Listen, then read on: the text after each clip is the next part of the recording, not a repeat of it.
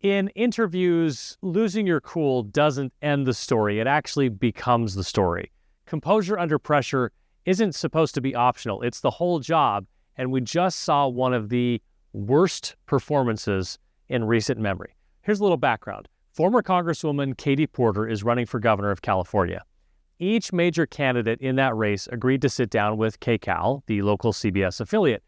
This is a great get-to-know-the-candidates series. Everyone was going to get the same questions and essentially get a chance to present themselves to the voters. Sounds simple enough. It did not turn out to be so easy. I feel like this is unnecessarily argumentative. What is your question? Now, every professional, not just politicians, is going to get a follow-up question in an interview. It's actually rare that you would get the questions in advance and then be surprised by the follow-ups.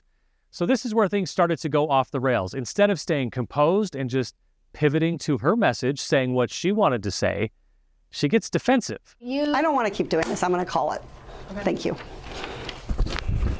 That's the moment every communication team dreads, the on-camera walk-off threat. It sends a clear message to the viewer. This person is not in control. Not only not in control of the interview, not really in control of herself. The follow-up question wasn't the problem. The reaction was. I want to have a pleasant, positive conversation in which you ask me about every issue on this list. And if every question you're going to make up a follow-up question, then we're never going to get there. Interviews aren't necessarily supposed to be pleasant conversations. Kudos to the interviewer. She keeps calm. She tries to save the entire process without giving in to the tantrum.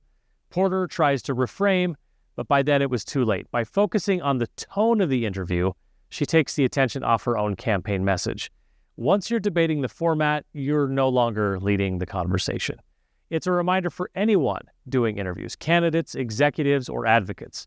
When the interviewer presses, your job isn't necessarily to push back, it's to bridge back to the values, the goals, the messages you want people to remember.